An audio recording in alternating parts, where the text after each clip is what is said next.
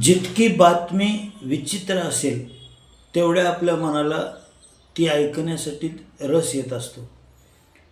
अशा प्रकारचं विचित्र मन आपल्याकडे आहे आणि त्याचं क्षणोक्षणी काहीतरी असंच चालू आहे.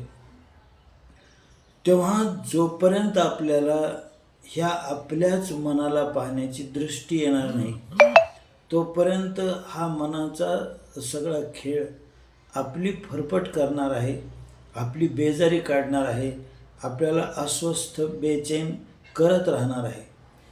आणि याच्यापासून सुटण्याचा एकमेव मार्ग याला पूर्णपणाने जाणणे एवढाच आहे, दुसरा मार्ग नाही. आणि म्हणून मन हे स्वतः विचित्र आहे आणि म्हणून त्याला जगामधली विचित्रता आवडते. आपण पाहत असतो की त्याला स्वतःचं मनोरंजन करण्यासाठी विचित्र गोष्टी लागतात. जितकी बातमी विचित्र, जेवढी घटना प्रसंग विचित्र, तेवढं त्याचं आकर्षण त्याच्याकडे जास्त असतं. मनाला सरळ साधी सहज गोष्ट कधीच भावत नाही, कधीच आवडत नाही. शांतता हे मनाला कधीच आवडत नाही. ते सतत आणि सतत नव्या नव्या गोष्टीच्या शोधामध्ये असतं. आणि म्हणून अशा प्रकारचं हे मन आपल्या जवळ आहे. आपण त्या मनाचे शिकार आहोत.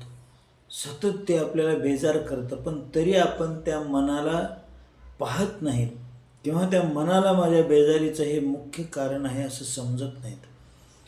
आणि म्हणूनच जितकं आपण त्या मनाच्या रंजनासाठी त्याला आवडणाऱ्या गोष्टी, जेवढी विचित्रता आपण त्याला देत जाऊ तेवढं ते आणखी आणखी विचित्रता आपल्याला मागत असतं. आणि म्हणून मनाचं रंजन म्हणून आपण ज्या ज्या गोष्टी करत असतो त्या सगळ्याच्या सगळ्या गोष्टी मनाला भटकवण्याचंच काम करतात. आणि म्हणून मन अधिकच बेचैन अशांत होत राहतं आणि पुन्हा पुन्हा आणखीन त्याला तशाच प्रकारच्या गोष्टीची मागणी करायला लागते. तेव्हा अशा प्रकारचं हे मन आपल्याजवळ आहे, तर त्याचा समाचार घेणं, त्याला पाहण्याचा अभ्यास करणं हा एकमेव उपाय आहे त्याच्या या सगळ्या कष्टातून, जाचातून सुटण्याचा. आणि त्याला पाहण्यातूनच आपण आपल्या स्थिरतेपर्यंत पोहोचू शकतो. आणि म्हणून या मनाला जाणण्याचा विडा आपण उचलला पाहिजे. त्याच्यासाठी क्षणोक्षणी जागृतीचा